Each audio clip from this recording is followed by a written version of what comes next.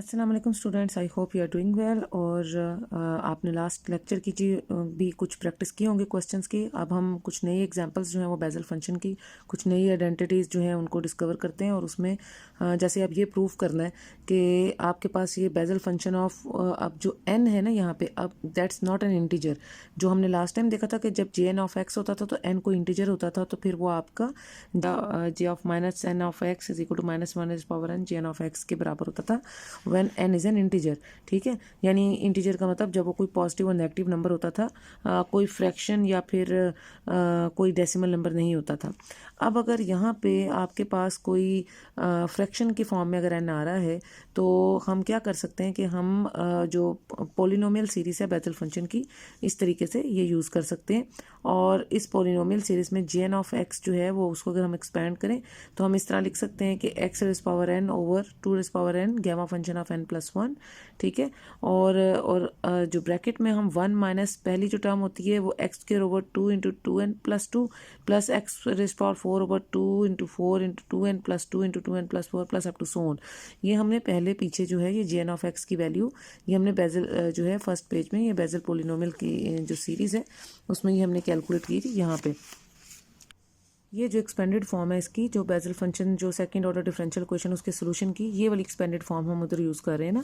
ठीक है, यहाँ पे अपनी इस प्रॉब्लम में तो ये वही चीज़ है बेजल फंक्शन, क्योंकि जो सोल्यूशन ऑफ है बेजल फंक्शन वो jn ऑफ x की फॉर्म में देता है। यानी वो जो y आपने वहाँ पीछे निकाला था वो y बेसिकली रिप्रेजेंट करता है jn ऑफ x को ना, first order solution of Bessel function है।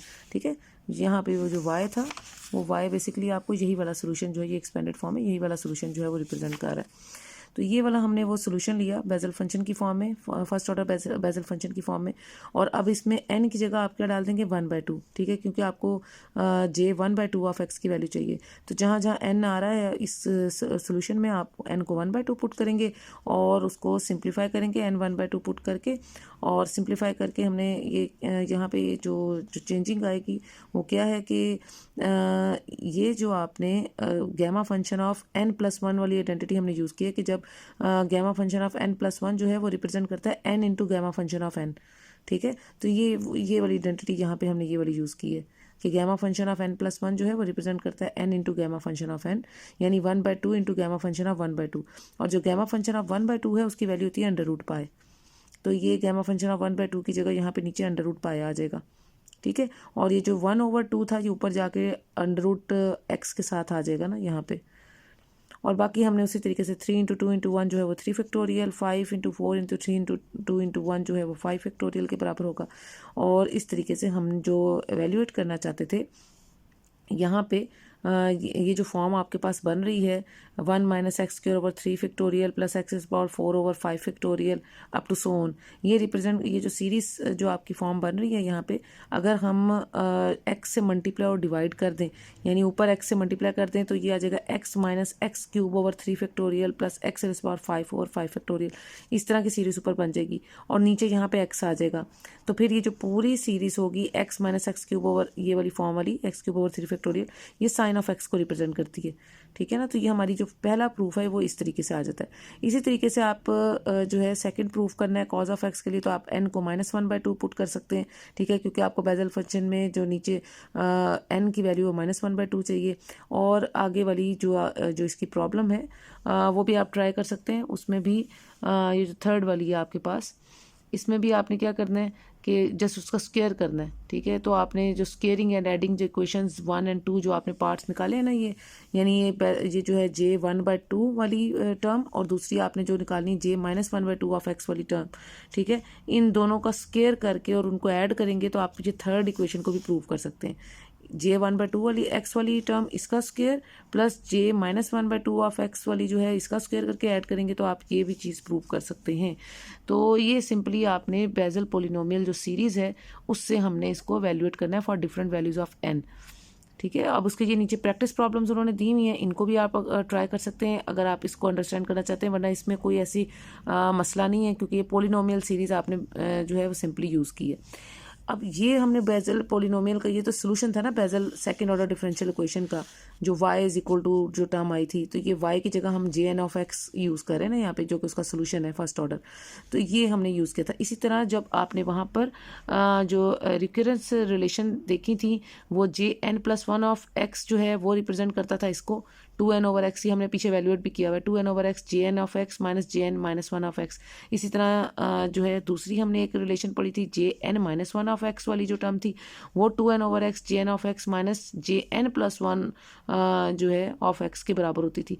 तो ये रिलेशंस आपको याद होनी चाहिए। बेसिकली ये रिलेशंस जो हैं कि jn ऑफ x जो है वो किसके बराबर है, इसी तरह jn+1 जो ऑफ x जो है वो किसके बराबर है, jn-1 ऑफ x किसके बराबर है। ये रिकरेंस रिलेशंस आपको याद होंगी, और ये पोलिनोमियल सीरीज जो आपके पास आपने सोल्यूशन निकाला था बेजल फंक्शन का, ये याद होगा। तो आप इजीली n की डिफरेंट वैल्यूज पुट करके, जैसे आप इधर आप n की वैल्यू उन्होंने 1/2 पुट करके j जो है वो यहाँ से हम j ऑफ 3/2 ऑफ x की वैल्यू निकाल सकते हैं। इसी तरह यहाँ पे इसी जो jn-1 के लिए हम क्या कर सकते हैं, n को -1/2 यहाँ पे पुट करके j ऑफ -3/2 x की वैल्यू निकाल सकते हैं, and up to so on. तो मेन चीज़ ये है कि आपको ये रिलेशंस याद होनी चाहिए। जो सोल्यूशन है Bessel second order differential equation का, ये first order solution jn of x, ठीक है, जो y की फॉर्म में हमने पीछे निकाला था, ये याद हो। उसके बाद हमें jn+1 ऑफ x किसको रिप्रेजेंट करता है, ये याद हो। jn-1 ऑफ x किसको रिप्रेजेंट करता है, ये। तो हम different values of n put करके यहाँ से हम उसकी जब n आपका कोई इंटीजर नहीं है तो हम उसका डिफरेंट सोल्यूशन निकाल सकते हैं इन रिलेशंस को यूज़ करके। अच्छा, उसके बाद ये अब इंटीग्रल फॉर्म में है, तो यहाँ पे अब हमें नज़र आ रहा है कि n इज इक्वल टू 0 के लिए अगेन हम वही बेजल की वो जो पोलिनोमियल सीरीज के फॉर्म में जो solution y is equal to वो जो हमने पीछे निकाला था, जिसको हम jn ऑफ x कह रहे हैं, फर्स्ट ऑर्डर सोल्यूशन था उसका, तो वो किसके बराबर है, x⁻n/2। ये वही वाली इक्वेशन जो हमने यहाँ यूज़ की है, jn ऑफ x की वैल्यू वही हमने यहाँ पे यूज़ कर ली है। और अब आप n को 0 पुट करेंगे, सिंपली आप इसमें n को 0 पुट करें। और बाकी हम इसको किस तरह से कर सकते हैं कि जब आप n को 0 इसमें पुट करेंगे तो आपके पास ये रिलेशन जो है ये रिड्यूस होकर इस फॉर्म में आ जाएगी। और यहाँ से अगर आप x की जगह ये जो x आया आपका, इसको आप x cos थीटा पुट कर लें, ठीक है, क्योंकि आपका j0 के साथ जो आर्गुमेंट में आ रहा है ना वो x नहीं है, वो x cos थीटा है। तो जहाँ x आ रहा है x की जगह आप x cos थीटा पुट कर लें। इसी तरह यहाँ पे भी जहाँ जहाँ x आ रहा है उसकी जगह आप x cos थीटा पुट करेंगे, यानी ये x स्क्वायर का मतलब होगा x square cos square theta, x⁴ का मतलब होगा x⁴ cos⁴ थीटा, ठीक है। तो इस तरह से आप इसको सॉल्व कर सकते हैं। अब ज़रा आप इसको मज़ीद सिंप्लीफाई करेंगे तो आपके पास j0 of x cos theta, और अब आपने दोनों तरफ क्या करना है, कॉस थीटा, क्योंकि हमने अब लेफ्ट हैंड साइड पे हमने गौर करना है ना कि हमें क्या और चाहिए मजीद। हमें ये चाहिए कि हमने कॉस थीटा से दोनों तरफ मल्टीप्लाई कर लेना है, लेफ्ट हैंड साइड को भी कॉस थीटा से मल्टीप्लाई कर लें और राइट हैंड साइड को भी कॉस थीटा से मल्टीप्लाई कर लें, ठीक है। तो हम ये लेफ्ट हैंड साइड और राइट हैंड साइड जो हमारी इक्वेशन आई है इसको हम कॉस थीटा से मल्टीप्लाई कर रहे हैं। उसके बाद आखिरी हमें जो काम चाहिए वो ये कि हमने इसका इंटीग्रल ले लेना है 0 से लेकर π/2 तक। तो लेफ्ट हैंड साइड का इंटीग्रल लें 0 से लेकर π/2 तक, तो इसकी राइट हैंड साइड का भी इंटीग्रल ले लें 0 से लेकर π/2 तक। तो आपको पता है ये इंटीग्रल ऑफ कॉस थीटा जो है ये आपको क्या देगा, जो है वो साइन थीटा दे देगा आपको। इसी तरह यहाँ से जो इंटीग्रल आ जाएगा 0 से लेकर π/2 तक, ये कॉस क्यूब थीटा का इंटीग्रल लेंगे, ये cos 5 थीटा d थीटा का इंटीग्रल लेंगे। और जब आप ये सारे इंटीग्रल सॉल्व कर लेंगे तो आपके पास ये इस फॉर्म में आपकी रिलेशन आ जाएगी, क्योंकि हमने वो जो इसकी लिमिट्स है 0 से π/2 वो भी पुट करनी है ना। तो पहली टर्म तो वो 1 के बाद ये आपके पास फर्स्ट टर्म, फिर जो है first term, second term, third term. क्योंकि फर्स्ट टर्म 1 इसलिए आ गई है कि पहला इंटीग्रल आपका कॉस थीटा का था ना, तो जो कॉस थीटा का सिंपल इंटीग्रल था आपके पास ये वाला, वो आपको साइन थीटा देता है। उसमें जब आप ऊपर वाली π/2 पुट करेंगे तो साइन π/2 1 के बराबर होता है, और नीचे वाली लिमिट पुट करेंगे तो वो 0 हो जाएगा। सो पहली टर्म से तो आपको यहाँ से इस वाली टर्म से आपको 1 मिलेगा, ठीक है। यानी ये जो कॉस थीटा का इंटीग्रल ये तो आपको 1 दे देगा ना इस पूरे को पुट करके। बाकी अगर आप यहाँ पे भी ये दोनों इंटीग्रल्स से आपको ये फर्दर वैल्यूज़ जो हैं ये मिल जाती हैं, ठीक है, x²/2 एंड और आगे जो है ये वाली टर्म मिलेगी। इसमें से आप क्या करें कि अगर आप 1/x यानी x से डिवाइड कर दें, 1/x कहाँ से आया कि आप x से डिवाइड और x से मल्टीप्लाई कर दें, वो इसलिए ताकि ये जो अंदर की सीरीज़ है ये इस फॉर्म की बन जाए। ये हमने पहले भी बनाई है साइन x के लिए, तो जो अंदर की सीरीज़ है वो हो जाएगी x minus x³ / 3 plus x⁵5/5। जब इस तरह की फॉर्म बन जाती है ब्रैकेट के अंदर तो ये आपका साइन ऑफ x को शो करती है, और ये बाहर हमने x से जो डिवाइड किया था वो इसके नीचे आ जाएगा। जाएगा। तो ये छोटे छोटे जो है अब आगे आपने J1 ऑफ के लिए इसको करना है, तो यही इसी सेम पैटर्न पे फुटिंग्स पे चलते हुए आपने वही जो है पोलिनोमियल सीरीज यूज़ करनी है। और अब आपने n को 1 पुट करना है, ठीक है, n को 1 पुट करना है और x की जगह वही आपने x cos थीटा पुट करना है, ठीक है, अपनी रिलेशन में। और उसके बाद आपने उसका इंटीग्रल ले लेना है दोनों तरफ का 0 से π/2 के लिए, ठीक है, और इसको सॉल्व करना है। ये आपने यहाँ तक ये जो है ये प्रैक्टिस करनी है कि different values of n put करके आप किस तरीके से जो है हाँ जो एंड पे इसका रिजल्ट आएगा किस तरीके से रिलेशन निकाल सकते हैं। एंड पे रिजल्ट ये थोड़ा डिफरेंट है क्योंकि पहले तो हमारे अंदर सीरीज जो अब जो हमने प्रूव करनी है वो 1 - cos x वाली सीरीज की फॉर्म में पुट करना है। तो अब जब हम x से जो हमारे पास ये फॉर्म बनेगी ना 1/x और जो अंदर इस तरह की 1 - 1 वाली होगी, तो यहाँ से हम माइनस को अगर बाहर कॉमन ले लें तो ये हम 1 - 1 को कैंसिल नहीं करेंगे, हम क्या करेंगे इसमें से माइनस को कॉमन ले लेंगे। और जब माइनस को कॉमन लेके अंदर करेंगे तो 1 ये वाला प्लस के और ये माइनस, फिर ये प्लस और ये माइनस, यानी जो साइन है वो चेंज हो जाएंगे ना। और ये हमने इसलिए किया क्योंकि ये जो पूरी टर्म है this will represents the cos x, तो ये cos x को जो है वो रिप्रेजेंट करेगा, ठीक है। तो ये बन जाएगा 1 माइनस ये पूरी टर्म जो है वो cos x और ये जो बाहर जो है ये 1/x ये इसके नीचे आ जाएगा। तो ये cos x इसके बराबर होता है 1 - x² / 2 factorial plus x⁴/4 factorial minus x⁴6/6 factorial. cos x इस तरह की सीरीज़ को रिप्रेजेंट करता है, जबकि sin x की सीरीज़ आपने देखी है x - x³ / 3 factorial plus x⁴5/5 factorial minus up to so on, तो वो sin x को रिप्रेजेंट करता है। तो ये दोनों की सीरीज़ डिफरेंट होती हैं। cos x की सीरीज़ 1 से शुरू होती है और उसके बाद उसमें इवन पावर्स ऑफ x आती हैं, ठीक है, और नीचे फैक्टोरियल भी इवन होते हैं। जबकि साइन एक्स की सीरीज जो है वो एक्स से शुरू होती है और उसमें ऑड पावर्स ऑफ एक्स आती हैं और नीचे फैक्टोरियल भी ऑड होते हैं। तो ये दोनों का डिफरेंस है cos x और sin x की सीरीज़ का। अच्छा, अब उसके बाद ये यहाँ तक तो मैंने आपको बेजल पोलिनोमियल सीरीज़ से बताया। अब जनरेटिंग फंक्शन से उन्होंने खुद कहा है आपको कि आपने जनरेटिंग फंक्शन को यूज़ करना है, बेजल पोलिनोमियल का जनरेटिंग फंक्शन, उसको आप यूज़ करके इसको आप एक्सपेंड करें या इसको प्रूव करें। तो कैसे करेंगे, आपको जनरेटिंग फंक्शन पहले पता होना चाहिए। वो ये होता है ना exponential of x/2 t - 1/t और समेशन -∞ to +∞ n की हमने value the jn of x t⁻n। Simply इसमें हमने जो है जो आपका x है उसको, चूंकि x अब x नहीं है, हमने जो प्रूव करना है वो ये करना है लेफ्ट हैंड साइड पे कि x की जगह x + y, तो हम अपने जनरेटिंग फंक्शन में x की जगह x + y ले लेंगे और बाकी हमारा उसी तरह से है। अब जब x + y लेंगे तो जाहिर सी बात है अगर इस तरफ लेंगे x + y बेजल फंक्शन के अंदर, तो फिर जो अपना एक्सपोनेंशियल की टर्म है उधर भी x की जगह x + y लेना पड़ेगा, ठीक है। और आपको पता है ये हमने पहले भी इस तरह का काम किया था कि हमने अब इस एक्सपोनेंशियल फंक्शन को एक्सपैंड कर ले, खोल लेना है। खोलेंगे तो ये 2 एक्सपोनेंशियल फंक्शन बन जाएंगे, ठीक है, प्रोडक्ट ऑफ 2 एक्सपोनेंशियल फंक्शन। एक बन जाएगा x/2 के साथ t - 1/t, दूसरा बन जाएगा y/2 के साथ t - 1/t। और ये जो 2 एक्सपोनेंशियल फंक्शन आपके पास बने हैं इससे आपको ये 2 बेजल फंक्शन मिल जाएंगी, ठीक है। यानी ये एक अलग जनरेटिंग फंक्शन बन जाएगा k - ∞ से +∞ पे x वाला जो है, और जो y वाला है ये अलग से एक बेजल फंक्शन जो है जनरेटिंग फंक्शन को शो करेगा r - ∞ से +∞ के लिए, ठीक है। तो ये 2 आपके जनरेटिंग फंक्शन जो है यहाँ से बनेंगे, एक x के लिए और एक y के लिए, ठीक है। और जो लेफ्ट हैंड साइड है वहाँ पे आपने उसी तरह x + y वाली टर्म जो है वो की हुई है। अब जो 2 जनरेटिंग फंक्शन बने हैं, एक में t जो k के लिए उसमें jk ऑफ x और t⁻k, और जो जिस पे आपने समेशन r के लिए लगाया -∞ से +∞, वो jr ऑफ y t⁻r की फॉर्म में बनेगा। सो ये 2 जनरेटिंग फंक्शन आपने x वाला और y वाला लिखा है। x वाले के लिए लिमिट्स आपने k की फॉर्म में लगाई हैं, y वाले के लिए लिमिट्स आपने थोड़ा सा डिफरेंट करने के लिए r के साथ लगाई हैं। और अब आप जो लेफ्ट हैंड साइड है वो आपकी उसी तरह से है। अब आपने क्या करना है, जो राइट हैंड साइड है अब उसमें इकट्ठे किए समेशन दोनों के, और jk of x into jr of y इनको इकट्ठा किया, t की पावर्स को इकट्ठा किया, t⁻k + r हो जाएगा, ठीक है।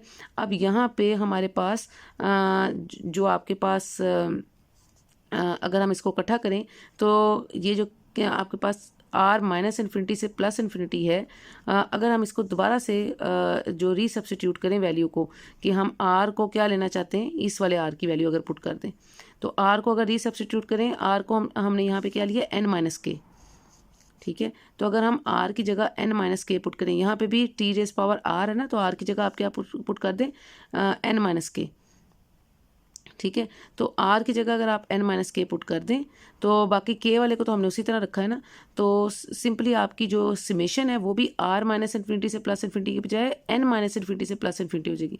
यानी बेसिकली हम आर को दोबारा से इन टर्म्स ऑफ एन लिखना चाहते हैं ना। तो यहाँ पे भी हमने जे के साथ भी जे के नीचे जो आर आ रहा है वो भी एन माइनस के पुट कर दिया। टी रेज़ पावर जो आर आ रहा है उसमें भी हमने क्या किया, आर को एन माइनस के पुट कर दिया, ठीक है। और जब आप आर को यहाँ पर भी एन माइनस के पुट करेंगे और इधर टी की पावर में भी एन माइनस के पुट करेंगे तो वो माइनस के प्लस के ये कैंसिल होके तो ये टी रेज़ पावर एन दे देगा आपको।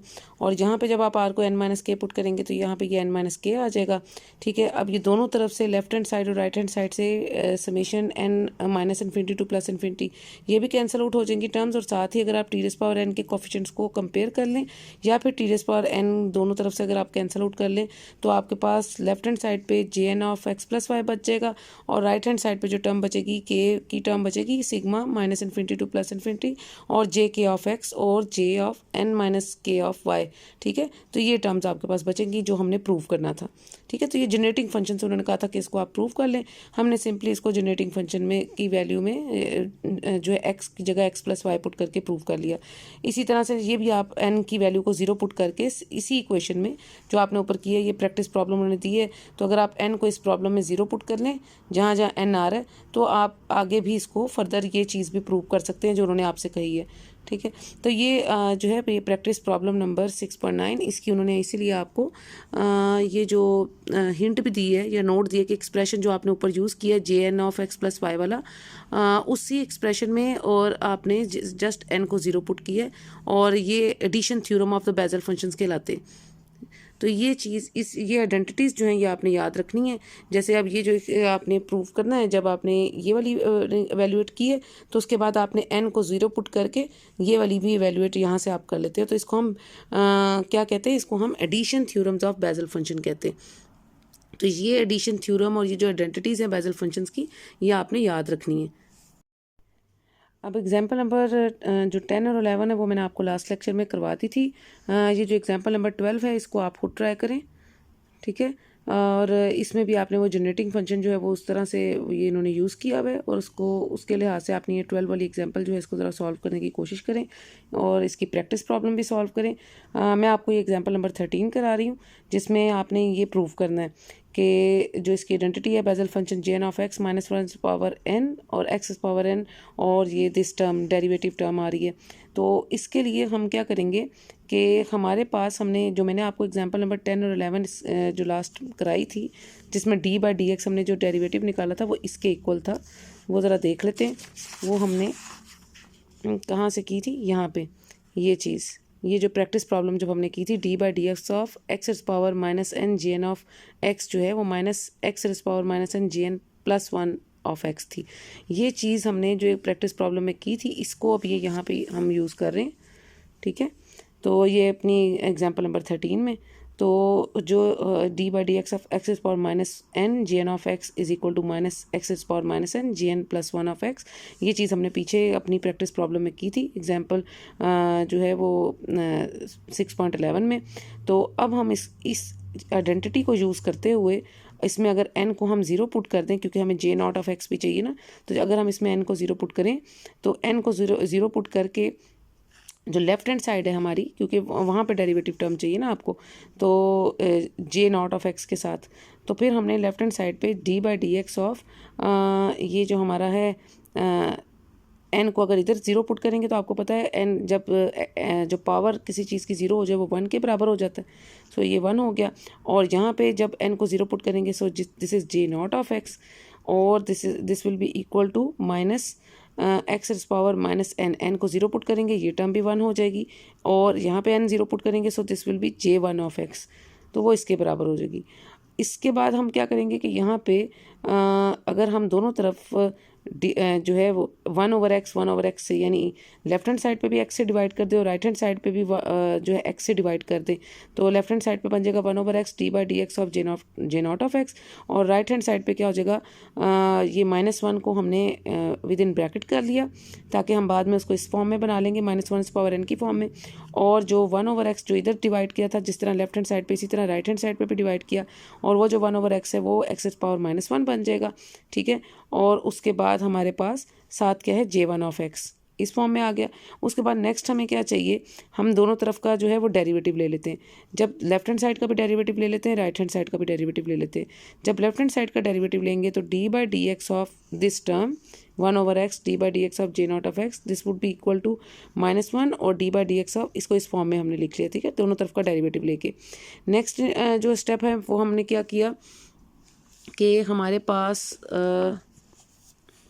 ये जो टर्म है d/d जो लेफ्ट हैंड साइड है, इसको हमने मज़ीद उसको लेफ्ट हैंड साइड को भी हम उसी तरह उसको लिख रहे हैं, उसको हमने बिल्कुल नहीं एक्सपेंड किया। राइट हैंड साइड वाली टर्म जो है उसको हमने डेरिवेटिव ले लेना है।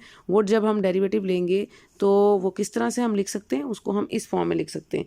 यानी ये जो चीज़ है ना आपकी, जो राइट हैंड साइड पे ये -1 और डेरिवेटिव ऑफ x⁻⁻1 और j1 ऑफ x, ठीक है, इसकी आइडेंटिटी जो है हमने वो यूज़ की है।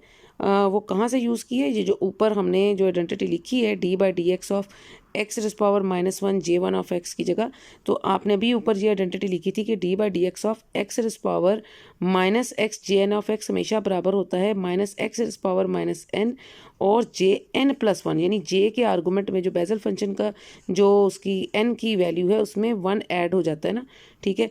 तो अगर इस आइडेंटिटी को हम इधर यूज़ करें इसी तरह से कि अगर यहाँ पे ये d/dx ऑफ x⁻1 था, यानी n जो था वो आपका 1 था, तो इसका मतलब है कि ये जो j जब हम इसका ये वाली आइडेंटिटी यूज़ करेंगे तो फिर आपकी राइट हैंड साइड पे jn अगर 1 है तो j2 ऑफ x हो जाएगा। तो ये आइडेंटिटी हमने, ये वाली आइडेंटिटी इस एक्सप्रेशन में यूज़ की है, ठीक है। यानी ये जो आपकी एक्सप्रेशन थी, इस एक्सप्रेशन में d/dx of x⁻⁻1 j1 of x, ठीक है, इसमें हमने ये वाली आइडेंटिटी जो है वो पुट करनी है। और इस आइडेंटिटी को पुट करने के बाद अब आपकी जो राइट हैंड साइड वाली इक्वेशन टर्म है वो इस तरह से बन जाएगी, ठीक है, -1⁻², ठीक है। 2 की पावर भी कहाँ से आई है, क्योंकि वो हम जब आपने n+1 किया ना तो फिर -1 की भी पावर में n+, पहले -1⁻1 था ना, तो इसकी पावर में भी 1 ऐड हो जाएगा, सो दिस विल बी 2, और x⁻⁻1 और j1 ऑफ x जो है वो j2 ऑफ x बन जाएगा, ठीक है। तो ये हमने सेम वही वाली आइडेंटिटी जो है हमने वो यूज़ की, तो ये इस फॉर्म में आ गया। सिमिलरली अगेन हम क्या करेंगे कि दोनों तरफ जो है लेफ्ट और राइट हैंड साइड पे 1/x से, यानी x से डिवाइड करेंगे या दोनों तरफ 1/x से मल्टीप्लाई कर देंगे, ठीक है। तो लेफ्ट हैंड साइड पे अगेन वो क्या टर्म बन जाएगी, 1/x d/dx इस तरह से, और अंदर ब्रैकेट की पूरी टर्म उस तरह की उस तरह। और राइट हैंड साइड पे जब हम उसको 1/x से मल्टीप्लाई करेंगे या x से डिवाइड करेंगे तो वो क्या हो जाएगा, वो x⁻⁻2 बन जाएगा, ठीक है, और बाकी वही टर्म रहेगी। उसके बाद अब ये दो टर्म्स बन गए 1/x d/dx 1/x d/dx, ये दोनों लिख के j0 ऑफ x और राइट हैंड साइड पे -1² और x⁻⁻2 और j2 ऑफ x। अब ये जो लेफ्ट हैंड साइड पे दो बन गई हैं टर्म्स, इनको हम एक ही स्क्वायर में लिख लेते हैं, ठीक है। ये स्क्वायर बन गया दोनों का, इन दोनों का प्रोडक्ट जो है, ठीक है, वो इन दोनों का स्क्वायर बन गया इन दोनों टर्म्स का, और जो राइट हैंड साइड है वो ये इस टर्म को रिप्रेजेंट कर रहा है। अब अगर हम अगेन डेरिवेटिव लेते हैं लेफ्ट हैंड साइड का और राइट हैंड साइड का, यानी इस तरफ भी d/dx और राइट हैंड साइड पे भी d/dx अगर आप लें तो अब आपके पास किस फॉर्म में आ जाएगा, जब आप इस लेफ्ट हैंड साइड पे लेंगे d/dx और तो आपके पास लेफ्ट हैंड साइड उसी तरह, और जब आप राइट हैंड साइड पे जो है वो d/dx वाली फॉर्म लेते हैं तो अब आपके पास वो जो आइडेंटिटी जैसे हमने पहले यूज़ की थी कि जब -1 की पावर में भी आपके पास जो है वो 1 ऐड हो गया था ना, जैसे यहाँ पे -1 की पावर 2 बन गया था, -1 पावर 1 से 2 बन गया था, और j की पावर में जो है वो 1 ऐड हो गया था, यानी j1 ऑफ x से j2 ऑफ x बन गया था। वो चीज़ अब हम इधर दोबारा यूज़ कर रहे हैं ना, कि अब हमारे पास जो -1⁻2 है वो -1⁻3 बन जाएगा, यानी इसकी n की पावर में 1 ऐड हो जाएगा ना, तो यहाँ n की पावर थी ना, ये n की पावर में 1 ऐड होकर 3 बन गया, और x को कुछ नहीं होता, x वैसे का वैसा रहता है, और जो j2 ऑफ x है वो j3 ऑफ x बन जाएगा, ठीक है। तो ये वही आइडेंटिटी हमने दोबारा अगेन यूज़ की है, और उसको यूज़ करने के बाद फिर हमने 1/x से दोनों तरफ जो है वो मल्टीप्लाई किया। जब अगेन हम इसको 1/x से दोनों तरफ मल्टीप्लाई करेंगे तो लेफ्ट हैंड साइड पे ये 1/x आ जाएगा, ठीक है। और राइट हैंड साइड पे जब 1/x से मल्टीप्लाई करेंगे तो x ऊपर जाके x⁻³ बन जाएगा, ठीक है, इस फॉर्म में। और ये j3 और जो है ये अब आप इस पूरी टर्म को यानी 1/x d/dx ऑफ ये पूरी टर्म, इसको आप इस होल स्क्वायर वाली टर्म को इन सब को मिला के आप लिख सकते हैं 1/x d/dx ऑफ होल का क्यूब है, क्योंकि जब आप इसके क्यूब को खोलेंगे तो यही वाली टर्म जो है वो आपके पास आ जाती है। अब ये स्क्वायर टर्म थी, इसके साथ एक मल्टीप्लाई करेंगे तो ये पूरा क्यूब बन जाएगा। सो दिस सिंगल टर्म और ये स्क्वायर वाली टर्म, ये दोनों का प्रोडक्ट मिलके ये इसके क्यूब को रिप्रेजेंट करेगा। और j0 is equal to -1 cube x⁻³ j3 अब अप टू सो ऑन ये प्रोसेस, ये सिस्टम चलता रहेगा। फिर हम आइडेंटिटी यूज़ करेंगे, फिर हम दोनों तरफ 1/x से मल्टीप्लाई करेंगे और इस तरह से ये चलता रहेगा। सो हम इसको जर्नली लिख सकते हैं कि 1/x d/dx, ये जो आप 3 तक गए हैं ये अब आपकी n बन जाएगी, पावर n। और j0 इज इक्वल टू -1 की पावर में चेंज आता था ना, तो -1 इज पावर n और साथ x⁻³ जो है वो x⁻n और j3 की जगह jn, यानी जहाँ जहाँ 3 आ रहा था ना वहाँ हमने जर्नलाइज करके n लगा दिए। सो ये यहाँ इसकी जो 3 आ रहा था यहाँ पे भी n लग जाएगा, ये -1 से बाद 3 इधर भी n लग जाएगा, x⁻³ इधर भी n लग जाएगा। j3 था तो उसकी जो है वो भी n को रिप्रेजेंट करेगा, jn को। तो यहाँ से jn जो है ये अकेला, इसको अगर हम कर दें तो ये जो इसके साथ टर्म मल्टीप्लाई हो रही है ये दूसरी तरफ जाके डिवाइड हो जाएगी। So it will represent jn is equal to -1 is power n, x is power n और ये जो है ये d/dx x और 1/x d/dx whole is power n j0 को शो करता है। और ये वही चीज़ है जो वो आपसे कैलकुलेट करने के लिए कह रहे थे, ठीक है। यानी ये जो प्रूव उन्होंने आपको कहा था कि jn और ये this is -1 is power n और x इज पावर n और ये दिस होल टर्म, तो ये उन्होंने आपको प्रूव करने के लिए कहा था, तो ये हमने जर्नलाइज करके यहाँ पे प्रूव कर दिया। अच्छा, अब अगर ये आप ये सोचें कि ये -1 जो है ये उस तरफ जाके ये इस तरह नहीं हुआ, इसकी पावर -n क्यों नहीं हुई? हाँ, x इज पावर -n जो है वो उस तरफ जाके +n हो गया, तो ये एक जर्नलाइज टर्म है, नेगेटिव टर्म ना। तो आप n की जब भी ऑड वैल्यूज़ लेंगे तो वो हमेशा नेगेटिव ही रहेगा, और जब भी इवन वैल्यूज़ ऑफ n लेंगे तो वो उसको पॉजिटिव कर देगा। तो इसलिए इसको इसके साथ माइनस लिखने की हमें ज़रूरत नहीं है। तो ये आपके पास जर्नलाइज जो फॉर्म हमने निकाल ली है, जो हमने प्रूव करना था वो इस तरीके से हमने इसको प्रूव कर लिया, ठीक है। अब ये उसकी प्रैक्टिस प्रॉब्लम है jn की, आप उसको इसके इक्वल भी प्रूव कर सकते हैं। इसके लिए हिंट ये कि ये जो आपने ऊपर अब आइडेंटिटी निकाली है, इस आइडेंटिटी को आप यूज़ करें और इसको यूज़ करके इसी की मदद से अब आपने ये जो अगली वो वैल्यू आपको कह रहे हैं वो आपने कैलकुलेट करनी है। उसमें आपने सिंपली बस वो -1 is power n, x is power n और ये जो आपने है ये जो 1/x d/dx है, इसे आपने इस फॉर्म में लिखना है, 2 × d/d/dx²। तो जब आप इसको 2 × d/dx² की फॉर्म में आप लिखेंगे तो ये इसी टर्म को रिप्रेजेंट करेगा, 1/x d/dx को। तो बस जस्ट आपने इस वाली टर्म को 1/x d/dx को इसको इस फॉर्म में लिखा है, 2 × d/dx², ठीक है। तो उसके बाद आपके पास बाकी तो आपने उसी तरह -1 पावर n और ये आपके पास ये जो 2 है इसको आप बाहर करके जर्नलाइज करके 2 पावर, चूँकि इसके ऊपर n आ रहा है ना तो 2 पावर n हो जाएगा, बाहर x पावर n है और अंदर वही चीज़ है d/dx² जैसे वो आपसे रिक्वायर्ड उनको है और j0। तो इस तरीके से आप एक आइडेंटिटी को यूज़ करके आगे फर्दर आइडेंटिटीज़ जो है वो कैलकुलेट कर सकते हैं। तो ये इसी तरह जिस तरह हमने ऊपर वाली अभी आइडेंटिटी कैलकुलेट की थी उससे हमने ये प्रैक्टिस प्रॉब्लम वाली जो आइडेंटिटी है ये भी हमने एवेल्यूएट कर ली है। जस्ट हमने ये जो 1/x d/dx है इसको इस फॉर्म में लिखा है, 2 × d/dx², ठीक है। तो ये जस्ट आपने एक को दूसरी फॉर्म में। इसी तरह भी एग्जांपल नंबर 6.14 है, इसमें उन्होंने कहा m इज़ पॉजिटिव इंटीजर। अगर m पॉजिटिव इंटीजर है तो आप शो करें कि ये जो 1/x d/dx whole power m है और into x is power n jn ये इसके बराबर है। तो इसके लिए भी हमने वही करना है कि हमारे पास जो हमने लेफ्ट हैंड साइड ले ली इसमें हमने मल्टीप्लाई और डिवाइड, अपनी लेफ्ट हैंड साइड लेनी है और उसको मल्टीप्लाई और डिवाइड करना है 1/x d/dx से, ठीक है। जब हम इसको मल्टीप्लाई और डिवाइड करेंगे लेफ्ट हैंड साइड पहले लेंगे और लेफ्ट हैंड साइड लेने के बाद हम इसको मल्टीप्लाई भी करेंगे 1/x d/dx से, ये टर्म साथ मल्टीप्लाई में आ गई, और जब डिवाइड करेंगे 1/x d/dx से तो वो डिवाइड वाली टर्म m की पावर को -1 कर देगी, ठीक है ना। तो ये जो m है ये m-1 हो जाएगा डिवाइड वाली टर्म से, और साथ मल्टीप्लाई में भी 1/x d/dx वाली टर्म आ जाएगी, ठीक है। और बाकी वही टर्म है आपकी x⁻n gn(x). तो ये काम हमने यहाँ पे किया। अब हम ये जो d/dx ऑफ x⁻n gn(x), यही आइडेंटिटी अभी हमने ऊपर भी यूज़ की है। तो इसको हम कैसे लिख सकते हैं, x⁻n और j की पावर, जब आप इस तरह डेरिवेटिव लेते हैं तो j की पावर में से 1 जो है -1 हो जाता है, ठीक। अब ये जो हमने आइडेंटिटी यहाँ पे यूज़ की है ना, देखिए दो तरह की आइडेंटिटीज़ थी। जो हमने पीछे आइडेंटिटी यूज़ की है ना यहाँ पे, वहाँ पे जब हम x की पावर -n होता था gn(x), तो जब उसका डेरिवेटिव लेते थे तो फिर आपके पास इसके साथ माइनस आ जाता था x के साथ, और j की जो n वैल्यू होती थी उसमें 1 ऐड हो जाता था। अब जो यहाँ पे हम आइडेंटिटी यूज़ कर रहे हैं, इसमें क्या फ़र्क है कि अब आपके साथ x के साथ नेगेटिव नहीं है। सो अब आपके पास जो x की पावर में नेगेटिव जो n है वो आपका पॉजिटिव इंटीजर है, अब वो नेगेटिव इंटीजर नहीं है।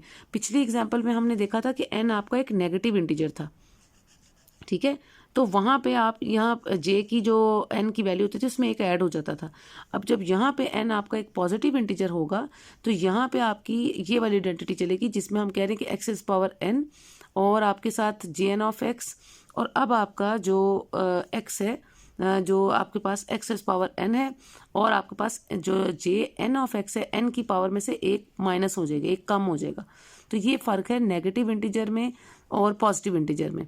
तो नेगेटिव इंटीजर में लेते थे तो आपकी j की वैल्यू में एक ऐड हो जाता था, और अब जब आप पॉजिटिव इंटीजर ले रहे हैं तो j की वैल्यू में अब आपके पास एक माइनस हो जाएगा, ठीक है, यानी एक टर्म माइनस हो जाएगी। तो ये दो डिफरेंट आइडेंटिटीज़ थी जो हमने यूज़ की हैं।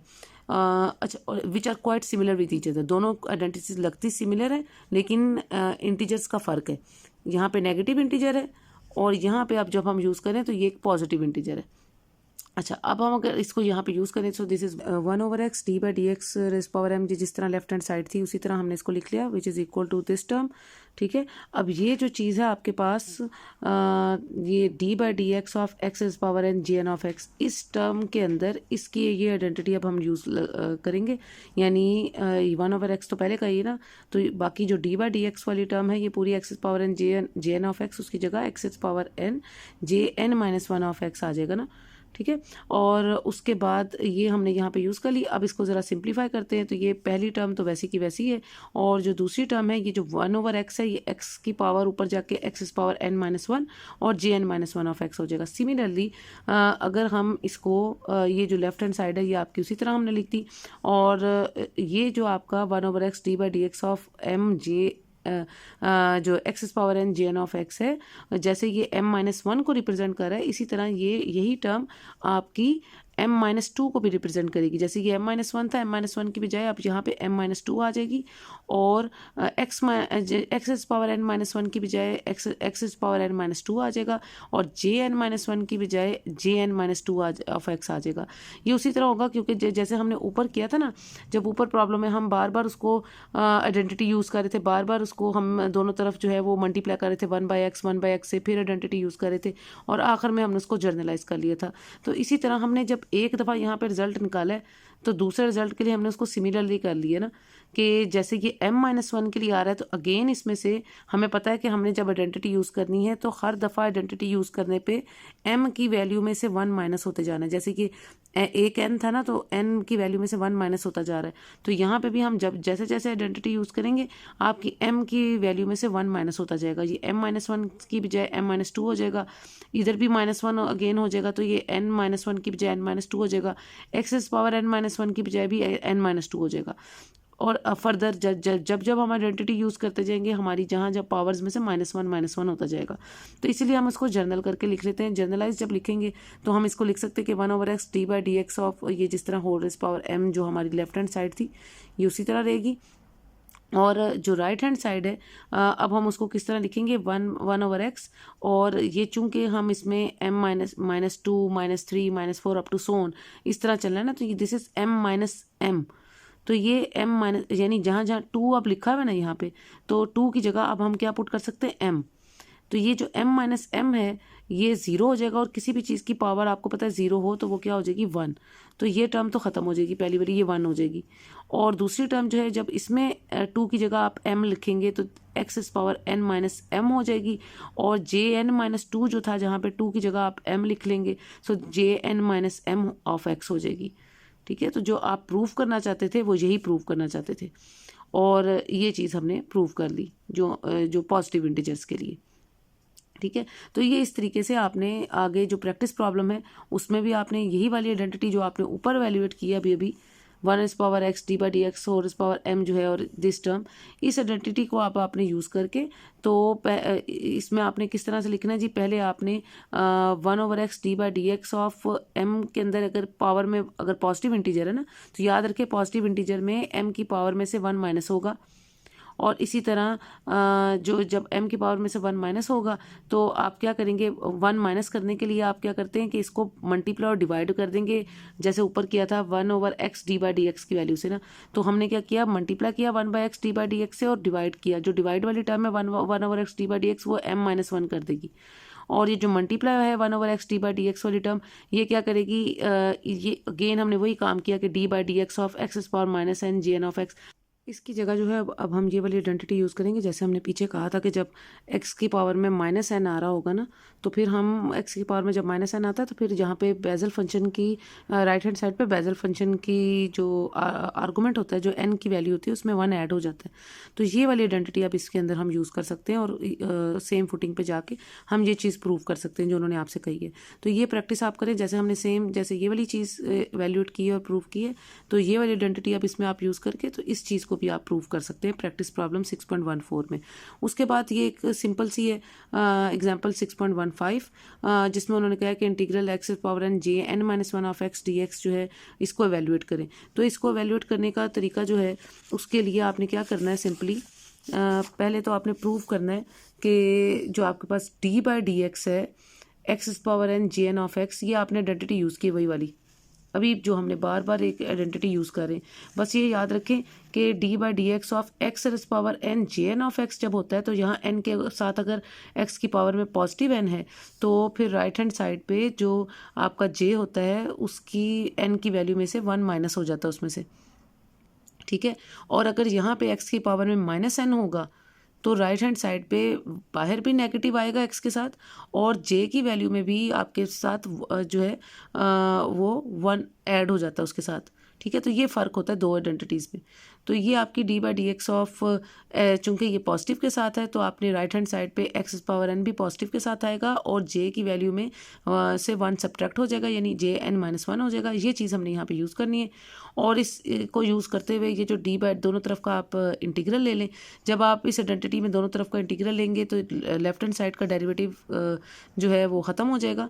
ठीक है, और जो राइट हैंड साइड है उस पर जो डेरिवेटिव आएगा एक्स पावर इंटीग्रल ऑफ जो राइट हैंड साइड है दोनों तरफ का जब आप इंटीग्रल लेंगे तो लेफ्ट हैंड साइड का डेरिवेटिव खत्म होकर राइट हैंड साइड पे जो इंटीग्रल होगा वो X power N J N minus 1 of X D X is equal to X power N J N of x और प्लस कॉन्स्टेंट ऑफ इंटीग्रेशन आ जाएगा। तो ये एक सिंपल सी डेरिवेशन थी, इसमें कोई ऐसा इसके मुताबिक आप ये छोटी छोटी प्रैक्टिस प्रॉब्लम है आपने integral J N plus 1 of X over X power N D X, इसमें आपने उन्होंने बताई भी है हिंट कि आपने ये जो एक्स पावर माइनस एन वाली है ना ये वाली आइडेंटिटी यूज़ करनी, जिसका मैं अभी ऊपर आपसे जिक्र कर रही थी कि जब एक्स की पावर में माइनस एन आएगा तो फिर राइट हैंड साइड पे भी बाहर भी माइनस आएगा और जे की वैल्यू में 1 ऐड हो जाता है एन के साथ ना, तो n प्लस 1 हो जाता है। तो ये वाली आइडेंटिटी अब आप यूज़ करेंगे और इस इंटीग्रल को भी वैल्यूएट करेंगे। और इस तरह आप एग्जांपल नंबर 6.16 इसकी भी सेम यही आइडेंटिटीज़ यूज़ करनी है और इसको आप वैल्यूएट करें। एग्जांपल नंबर 6.16 को उसकी प्रैक्टिस प्रॉब्लम जो है कि ये शो दैट कि जो आपके पास two times of Bessel J naught of x और उसका डबल डेरिवेटिव है, ये जो डबल प्राइम है इसका मतलब है double derivative is equal to J2 of x minus J naught of X. तो इसके लिए हमने ये वाली आइडेंटिटी यूज़ की और ये है कि Bessel function J naught of X का जो अभी हमने पीछे वैल्यूएट किया है कि इसका जो फर्स्ट डेरिवेटिव है ये बराबर होता है माइनस J1 ऑफ एक्स के। तो ये आइडेंटिटी जो भी हमने पीछे वैल्यूएट की है ये हम यहाँ पे यूज़ करेंगे और इसको डिफ्रेंशिएट करेंगे एक्स के लिहाज से। जब इसको दोनों तरफ डिफ्रेंशिएट करेंगे एक्स के लिहाज से तो लेफ्ट हैंड साइड पे आपके पास आ जाएगा इसका डबल डेरिवेटिव यानी जे नॉट ऑफ एक्स का डबल डेरिवेटिव, और राइट हैंड साइड पे आ जाएगा minus J one of X का फर्स्ट डेरिवेटिव। तो यहाँ से अब आपके पास जब आप इसको अगर दोनों तरफ जो है वो 2 से मल्टीप्लाई कर दें, क्योंकि हमें यहाँ 2 भी चाहिए ना आपकी जो आपने प्रूव करना है, तो लेफ्ट हैंड साइड पे भी 2 से मल्टीप्लाई कर दें, राइट हैंड साइड पे भी 2 से मल्टीप्लाई कर दें। और यहाँ पे हमारे पास ये जो चीज़ है ना, जब हमने राइट हैंड साइड पे 2 से मल्टीप्लाई किया तो इस चीज़ की जगह ये हम आइडेंटिटी यूज़ कर सकते हैं कि where 2 times of J N prime of X जो है आपका वो बराबर होता है J N minus one of x minus J N plus one of x. ये हमने बिल्कुल शुरू की जो प्रॉब्लम्स थी बेसल फंक्शन की, उसमें हमने इस आइडेंटिटी को प्रूव किया हुआ है। ठीक है, तो ये मेरा हाल है 6.1, 2 या 3 में से कोई प्रॉब्लम थी जिसमें हमने ये प्रूव किया था, वो आप चेक कर लें कि ये जो हमने किया था कि 2 times of J N derivative जो ऑफ एक्स होता है, आई थिंक फर्स्ट 5 के अंदर है, उसमें आप इसको चेक, मेरा हाल है 6.4 भी हो सकती है, इससे 4 या 5 में। तो इसको शुरू की प्रॉब्लम्स में चेक करें, और उसके बाद हमने ये आइडेंटिटी के उसके J N minus one plus और minus J N plus one of x ये वाली यूज़ करेंगे, और एन को हम इसमें क्या पुट करेंगे 1, बिकॉज जे वन प्राइम है ना हमें चाहिए, तो एन को जब हम इसमें 1 डालेंगे so 2 J one prime of x is equal to, यहाँ 1 पुट करेंगे, 1 माइनस 1 इज 0, so this is J naught of x या J zero of x minus, और यहाँ पे 1 प्लस 1 2 आ जाएगा जे 2 ऑफ एक्स। तो ये आपके पास ये चीज़ आ गई। इस वैल्यू को 2 times of J one prime of x की वैल्यू को हम अपनी इस इक्वेशन 6.4 में पुट करेंगे, तो यहाँ से आपके पास 2 times of J naught of double derivative of x is equal to, और इसकी पूरी वैल्यू हम जब इधर पुट कर देंगे और माइनस को बाहर हम कॉमन ले लेंगे, तो हमारे पास ये जो J one prime of x की वैल्यू जो है वो क्या आ जाएगी, J naught of x minus J two of x, इस तरीके से। और उसके बाद हमारे पास हम इसको माइनस को अगर अंदर मल्टीप्लाई कर दें तो 2 वाली टर्म पहले आ जाएगी और जे नॉट वाली टर्म बाद में आ जाएगी। ये वही चीज़ है जो हमने प्रूव करनी थी, हैंस प्रूव्ड। ठीक है, तो इस तरीके से आइडेंटिटीज़ आपने याद रखनी है, कौन कौन सी आइडेंटिटी किस प्रॉब्लम में यूज़ करनी है। अब ये बेसल फंक्शन की एक आइडेंटिटी हमने ये वाली यूज़ की, इसको दोनों तरफ डिफ्रेंशिएट किया, और डिफ्रेंशिएट करने के बाद हमने एक और बेसल फंक्शन की identity J one prime of x की जो है वो यूज़ की है। ठीक है, और उसमें हमने n is equal to 1 put करके अपना फाइनल जो है वो सोल्यूशन निकाला है। तो ये इस तरह की छोटी छोटी जो प्रैक्टिस प्रॉब्लम्स और जो एग्जाम्पल प्रॉब्लम्स हैं जिनमें आइडेंटिटीज़ यूज़ होती हैं वो बहुत इंपॉर्टेंट है बेसल फंक्शन के पूरे चैप्टर के अंदर। तो ये आइडेंटिटीज़ आपने याद रखनी है, जो ये आइडेंटिटी यूज़ की है, एक इसमें ये वाली आइडेंटिटी यूज़ की है। तो ये आइडेंटिटीज़ आप याद रखेंगे तो आपके लिए ईजी हो जाएगा। इस तरह ये एग्जाम्पल 17 है, एग्जाम्पल 17 में जो है उसको भी आपने उन्होंने कहा जी शो दैट, आपने क्या शो करना है इसमें, ये J N minus one of X जो है वो इसके बराबर है। तो इसके लिए ये आपने रिकरेंस रिलेशन जो है वो आपने यूज़ करना है, और recurrence relation J N minus one of x, और ये भी वही आइडेंटिटी है जो हमने पीछे की थी, N minus one of X plus J N plus one of x. ये आई थिंक 6.4 जो एग्जाम्पल प्रॉब्लम और प्रैक्टिस प्रॉब्लम थी ये वो थी, तो उसको आप देख लें। ये दोनों आइडेंटिटीज़ हमने यहाँ पे यूज़ की हैं, और यूज़ करने के बाद हमने इसमें जो है वो रिप्लेस करना है एन को पहले n+4 से, फिर n+8 और n+12, और सेकंड इक्वेशन में हमने n को रिप्लेस करना है n+2 से, n+6 से, n+10 up to so on. तो ये आपने इसमें जस्ट वो करनी है, और उसके बाद ये आपके पास इस तरह की फॉर्म आ जाएगी। इसी तरह बेसिकली इस तरह की जो प्रॉब्लम्स है वो इतनी इंपॉर्टेंट नहीं है, लेकिन जो शॉर्ट कम्पैक्ट जो आइडेंटिटीज़ वाली रिलेशंस हैं इनको आपने लाजमी देखना है। ठीक है, और उसके बाद ये प्रैक्टिस प्रॉब्लम इसकी उन्होंने दी हुई है कि इसको आप प्रूव कर सकते हैं x/2 और J N of x is equal to n+1 and this term. तो इसमें n को n+1 से आप रिप्लेस करके वो कर सकते हैं। तो ये 17 वाली तो इतनी आप मैं नहीं कहूँगी कि इम्पॉर्टेंट है, लेकिन ये जो 16 वाली है इसकी एग्जाम्पल और इसकी प्रैक्टिस प्रॉब्लम ये आप दोनों ज़रूर करें, और जो प्रॉब्लम्स बीच में मैंने आपको दी हैं जैसे 12 वाली आई थिंक मैंने आपको करने के लिए दी है उनको आप, और उसकी प्रैक्टिस प्रॉब्लम ये दोनों आप लाजमी ट्राई करें आज के लेक्चर में। ठीक है, तो ये आपका काम है जो आपने आज जो है वो करना है। नेक्स्ट इंशाल्लाह अपने नेक्स्ट लेक्चर में हम अपने ये ऑर्थोगोनलिटी कंडीशन जो है वो बेसल पॉलिनोमियल्स की वो देखेंगे कि ऑर्थोगोनलिटी कहते हैं परपेंडिकुलर कंडीशन जो है, तो वो परपेंडिकुलर कंडीशन हमें क्या कहती है? कंडीशन तो बहुत सिंपल है, हम जो इसकी एग्जांपल है वो नेक्स्ट उसमें करेंगे।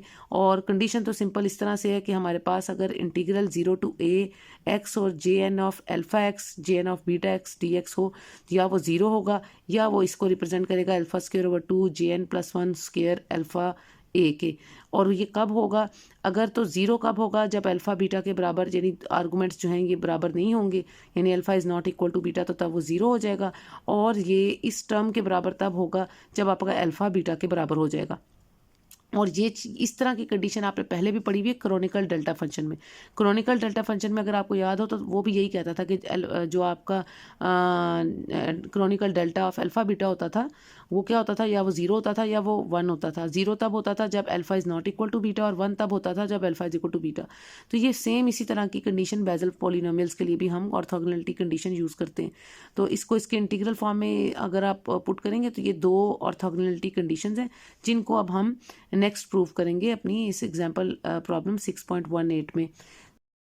सो अंटिल द नेक्स्ट लेक्चर, आपको कोई भी जो भी परेशानी है you can ask me in our WhatsApp group और इन द कमेंट सेक्शन, और अपनी अटेंडेंस पे श्योर करें और साथ साथ प्रैक्टिस करें जो जो काम हम करते जा रहे हैं, क्योंकि बाद में दोबारा ये सारे जो प्रॉब्लम्स हैं ये करने का टाइम नहीं मिलेगा। तो आप इसको खुद से भी प्रैक्टिस करें ताकि आपकी साथ साथ सारी प्रॉब्लम्स जो है वो क्लियर हों। So until the next lecture, take care, अल्लाह हाफिज़।